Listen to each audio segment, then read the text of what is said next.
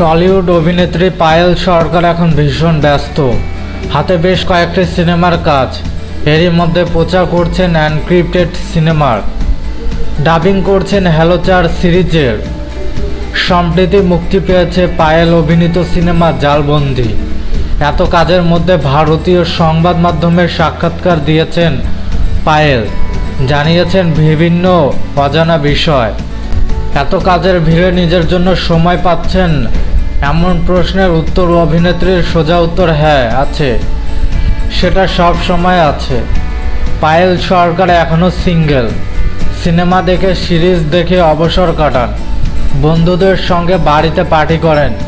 Net মাধ্যম থেকে কখনো আপনার প্রেম হয়েছে? সাক্ষাৎকারে এমন প্রশ্ন ছিল পায়েলের কাছে।